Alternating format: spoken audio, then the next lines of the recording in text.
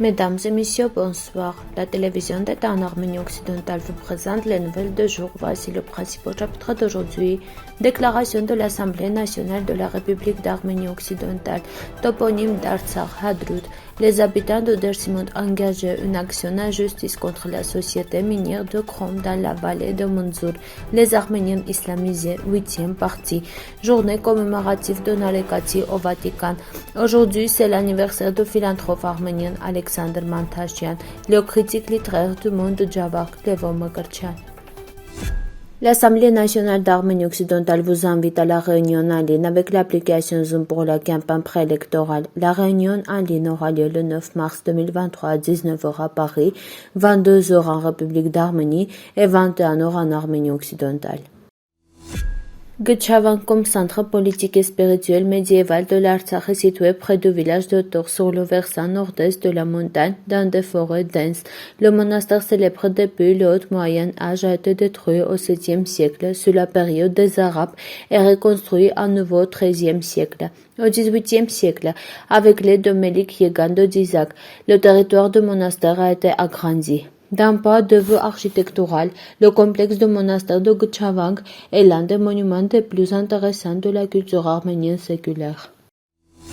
L'avocat Baresh Yildirim a déposé une plainte au nom de la population locale contre le projet d'extraction de chrome dans la vallée de Munzur de la province de Dersim en Arménie occidentale. Le procès oblige la société minière à cesser ses activités et à annuler le projet. À cette occasion, l'avocat a déclaré « Nous ne permettrons pas que des projets miniers soient mis en œuvre dans cette région, en particulier dans le bassin de Munzur. Il convient de noter que la société minière d'Osteli envisage d'exporter de chrome sur le territoire de la colonie de Kızılçayır dans la vallée de Munzur, ce qui peut être dangereux, en particulier pour le monde animal. Dans le projet présenté au département d'évaluation de l'impact environnemental d'EMI, l'organisation Veroshi a présenté un rapport trompeur sur les types d'animaux dans la zone contestée, en particulier à la place des animaux endémiques inscrits au livre rouge ou sous protection des animaux en nombre incomparablement plus important et des espèces non menacées ont été mentionnées. Cela permet aux miniers d'opérer librement dans la région donnée. L'avocat Yildirim souligne qu'il ne permettra en aucun cas la mise en œuvre du projet. Encore une fois, le nom de la population et de lui-même a déclaré qu'il suivra le cours de l'affaire jusqu'à la fin du procès. L'Arménie occidentale a enregistré un autre cas de surexploitation de notre sol qui peut causer de grands dommages à la nature et aux espèces animales et végétales endémiques de la région donnée. Un monte dans le territoire de l'Arménie occidentale sous occupation. Les dirigeants turcs menant un certain nombre d'actions illégales qui conduisent à l'enrichissement de certaines branches du gouvernement et l'enrichissement de nos territoires. Le gouvernement d'Arménie occidentale va proposer un projet de loi au Parlement de l'Arménie occidentale pour classer en réserve naturelle la région de Munzur et la source d'Anaïd. Diverses observations et faits nous permettent d'affirmer que parmi les Arméniens islamisés d'Arménie occidentale et leurs descendants, il existe une couche qui, malgré ses racines arméniennes, non seulement l'anie, mais essaie également de prouver à l'environnement qu'ils sont de purs Turcs ou musulmans devenant notamment anti-arméniens. Parmi des exemples similaires, nous aimerions aborder la question des racines arméniennes de l'un des fervents anti-arméniens de l'État turc, le président de Hayrenik Dogu Perinçek. Rappelons qu'il est l'un des combattants actifs contre la reconnaissance internationale du génocide commis contre les Arméniens, qui a également été condamné en Suisse pour avoir nié le génocide. Selon diverses sources turques, Dogu Perinçek est originaire du village d'Abchara, de la province de Rin de Yerzenka.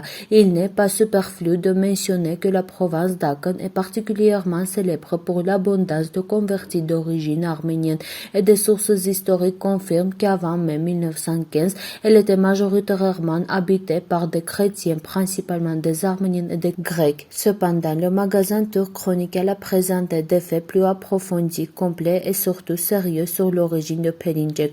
Il est particulièrement intéressant de noter que l'article publié dans la revue susmentionnée cite des documents d'archives tardives, des archives judiciaires ottomanes qui fournissent des données sur l'image démographique, sociale, économique, religieuse et ethnique d'une région donnée. Vous pouvez en savoir plus sur les origines arméniennes de Perinçek sur notre site web. Saint Vatican, une cérémonie dédiée à la fête rituelle de Grigor Narekatsi a eu lieu dans la cathédrale Saint-Pierre. L'ambassadrice arménienne Karen Nazarian, le catholicos patriarche arménien de la Grande Maison de Cilicie était présente à la cérémonie. Raphaël Petros Minassian, vice-ministre des Affaires étrangères de la République d'Arménie Parul Hovhannisyan, qui est arrivé au Vatican pour une visite de travail, et d'autres représentants des Arméniens exilés. Dans leur discours, l'archevêque Gugerotti et l'ambassadeur Nazarian ont fait référence à l'héritage littéraire spirituel de principe de paix.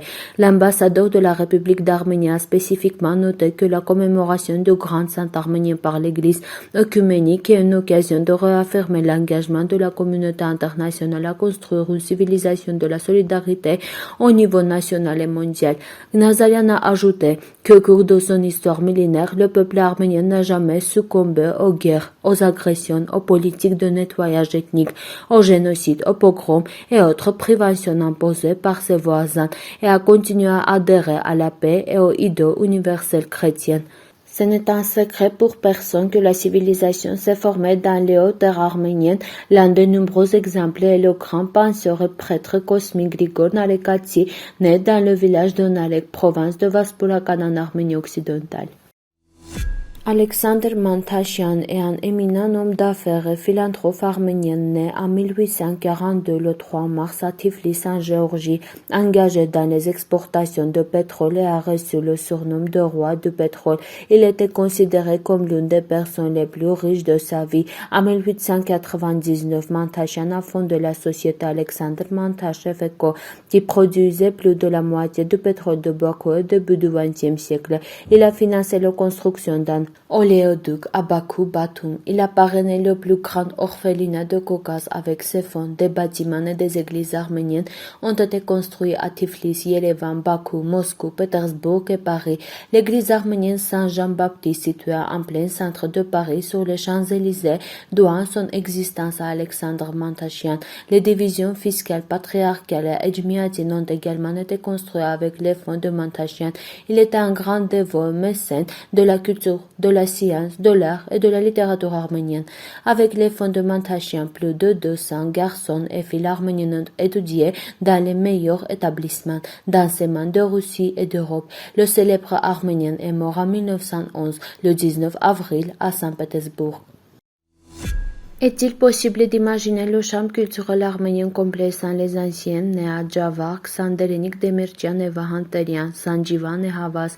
Mais il y a une ville au Javark qui a donné à notre peuple Charles Aznavour, Vardke Surenian, Jacob Kodjoyan, Lucine Zakarian et bien d'autres. La ville s'appelle Akhaltsra. Levo Mkrtchian, critique littéraire, docteur en philologie, professeur académicien de l'Académie nationale des sciences de la République d'Arménie, est également né ici. La contribution de Levo Mkrtchian à l'étude, la traduction et la vulgarisation de la littérature arménienne médiévale est considérable. L'expert littéraire a publié en russe les recueils séparés des poètes médiévaux Grigor Narekatsi, Nahapet Kuchak, Konstantin Yeltsin-Katsi, Davta Kertor, l'épopée Sasunti David, les œuvres des poètes arméniens classiques et modernes des 19e et 20e siècles, Toumanian, Issahakian, Sahian et autres. L'académicienne a également laissé des œuvres autobiographiques en prose en tant que théoricien de la traduction. Il était largement reconnu dans l'ancienne Union et au-delà de ses frontières. À son initiative, la journée de traducteurs perturbée depuis des décennies a été rétablie dans notre pays.